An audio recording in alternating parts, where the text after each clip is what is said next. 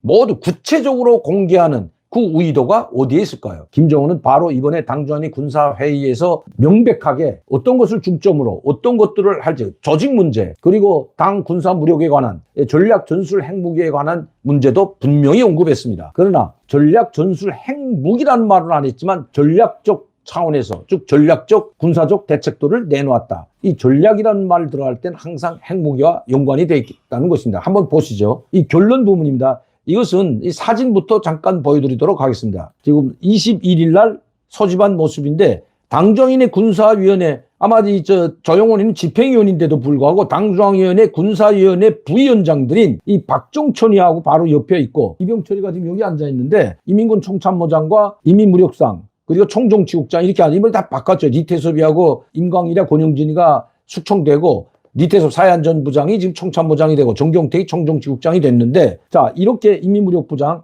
아마 여기는 지금 얼굴이 잘 보이지 않지만 이용길, 이태섭, 총참모장, 인민무력상 이렇게 세 명이 앉아있는 그 가운데에 바로 조영원이가 앉아있다는 겁니다. 이 총참모장 이태섭이 같고요. 이쪽에 박종천 옆에 앉은 사람이 아마 권영진 총정치국장일 겁니다. 그리고 그 옆에 지금 인민무력상 이용길이 앉아있는 것으로 보이는데, 문제는 여기에는 지금 당주한위 군사위원회 위원, 부위원장들과 위원과 후보위원, 집행위원들이 앉아있는데, 이 뒤에 앉은 사람들은 방총이라는 겁니다. 이 방총석들에는 인민군 연합부대 지휘관들과 정치 일꾼들, 정치 군관들이, 군종 지휘관들이 참석했다고 했습니다. 군종이라는 건 군지휘관과 정치위원들입니다. 자, 연합부대라는 것은 바로 군단을 염두에 둡니다. 북한에서 대연합부대면 군단을 염두에 두고, 그리고 각종 전략군 사령부, 미사일 사령부, 포사령부, 땅크 사령부, 해군 사령부, 공군 사령부, 이런 사령부들, 특수작전 사령부와 같은 이런 사령부 사령관들이 연합부대 지휘관으로 되어 있습니다. 그러니까 연합부대, 군단장들과 연합부대, 사령부 사령관들이 모두 참여했는데, 이 당주한위 군사위원회에 이렇게 많은 군지휘관들을 불러놓고 장시간 회의한 것은, 3일 동안 회의한 것은 김정은이 처음이라는 것입니다. 군을 장악하기 위한 의도이고, 이들을 여기서 철저히 통제하겠다는 의도가 내포되어 있습니다. 또 이번에 이병철이는 당주한위 군사위원회 부위원장이었습니다. 원래 박정천은 군사위원회 부위원장이 아니었죠. 오직 김정은이 위원장이고 이병철이 부위원장이었는데, 오히려 이번에는 이 노동신문의 보도를 보게 되면 박정천이 군사위원회 부위원장, 박정천이 회의를 부서별로 토론을 하였다, 이렇게 나오고, 인사 문제 때 이병철을 당주한위 군사위원회 부위원장으로 보선했다, 이렇게 나옵니다. 자, 이것은 이병철 당주한위 군사위원회 부위원장직에서 철직됐다가, 예전에 한번 철직됐다가 약 한 4, 5개월 혁명화 갔다가 지금 올라왔죠. 제가 전번에도 말씀드렸지만 김일성공업대학교에서 자기비판서를 쓰고 거기서 혁명화를 하고 사상단련을 받고 자비판한 다음에 다시 올라왔습니다. 그러나 올라올 때에도 이 군사위원회 부위원장으로는 올라오지 않은 것 같습니다. 당주한위 정치국 상무위원까지는 다시 됐지만, 이번에 인사 문제 때 이병철이 당주한위 군사위원회 부위원장으로 됐습니다. 그럼 이병철이 당주한위 군사위원회 부위원장으로 다시 보선된 것은 어떤 의미가 있을까요? 바로 이병철은 핵무력 완성하는데 가장 큰 역할을 했던 사람입니다.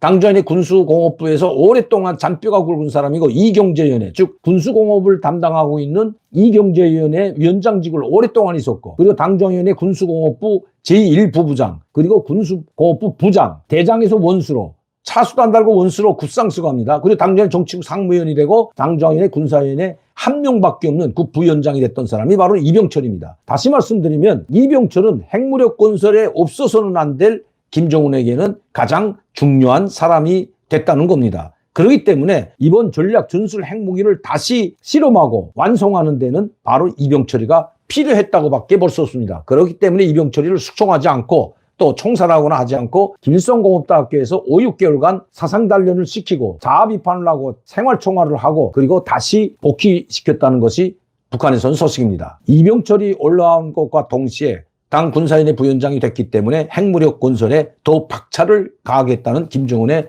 굳은 의지가 있는 것 같습니다. 한번 기사를 보도록 하겠습니다. IAEA 원자력기구 사무총장도 이렇게 이야기했습니다. 북한은 3번, 4번 갱도를 완벽하게 준비하고 이제 김정은의 지시만 기다리고 있다. 단추만 누르면 핵실험을 할 수 있게 완벽하게 준비가 되었다. 이런 이야기들을 지금 하고 있습니다. 미 중앙정보국도 마찬가지고 우리 군사정보당국도 마찬가지입니다. 이렇게 모든 정보기관들, IAEA 국제원자력기구까지 북한이 완벽하게 핵준비, 핵실험 준비가 되어 있다고 하는데 지금 하지 않고 있는데, 당중앙위원회 군사회의 확대회에서 이 문제를 분명히 짚고 넘어갔을 겁니다. 그러나 여기에는 그런 이야기를 쓰지 않았지만 핵실험과 관련한 비슷한 이야기를 김정은이 지시를 내렸다는 문구가 여기에 있다는 것입니다. 총정치국 일꾼들이죠. 국방성 지휘성원들, 조선민군 대연합부대 군종지휘관들, 그러니까 군단 사령관, 포사령관, 해공군, 육해공군 사령관들이 모두 참여했다는 겁니다. 이렇게 참여한 적이 별로 없기 때문에 제가, 그리고 부위원장 직제를 누릴 때 대해서, 여기 있죠. 부위원장 직제를 누릴 때에 대한 문제를 심의 결정하고 조선노동당 중앙위원회 비서 이병철 동지를 당정인 군사위원회 부위원장으로 선거했다. 이병철이를 당정인 비서고 상무위원으로 올려놨지만 이번에 다시 당정인 군사위원회 부위원장으로 선거했다는 것입니다. 그리고 나서 2022년도 상반년 기간 국방성과 총참모부, 조선노동당, 조선인민군 총정치국의 사업, 조선인민국 각급 부대 지휘관, 참모부와 무력기관 안의 당정치기관들이 군사정치 활동 종용이 총화되었다. 아마 여기서도 상당히 많은 사람들이 갈렸을 겁니다. 이게 벌써 사상투쟁이나 똑같은 것이거든요. 군사정치 활동 종용이 총화됐다는 것은 여기서 사상투쟁 그리고 생활총화가 있었다는 겁니다. 이 코로나19 확산과 관련해서도 아마 문책이 당했을 것 같습니다. 그리고 조선노동당 중앙군사위원회는 공화국 무장력 전반에 대한 당우 연결을 전면적으로 더욱 강화하며 전군이 당의 군건설 방향과 총노선을 견결히 틀어지고 사상과 신념의 강군 육성에서 혁명적 전환을 일으킬 대한 문제와 군사기술 강군화를 강력히 추진하기 위한 전략 전술적 과학과 당면한 국방건설 임무들을 확정하고 우리 당 국방정책의 철저한 실행으로 담보하기 위한 조직 정치적 대책들을 결정하였다고 했습니다. 자, 이게 무슨 말이냐면 국방건설 임무들을 확정하고 그게 어떤 국방건설 임무냐? 전략 전술적 과업과 연관되어 있는 국방건설 임무들을 확정하고 철저한 실행을 담보하기 위한, 자, 핵실험을 하기 위한 조직적 정치적 대책들을 결정했다. 이제 핵실험을 하겠다는 것과 마찬가지라는 것입니다. 지금 북한 군 내부 심상치 않습니다. 약도 없고 에너지도 없고 식량도 없는 상황입니다. 인민군대도 마찬가지입니다. 이렇게 먹지 못하고 굶주려 있는 인민군, 특히 지금이 가장 빈곤한 춘건기라는 것입니다. 바로 4월, 5월, 6월이 가장 춘건기인데 이 세 달을 무사히 보내야 합니다. 그러나 최전방 부대들의 군인들의 그 군심이라고 할 수 있는 그 마음을 과연 이 회의를 통해서 얻을 수 있을까요?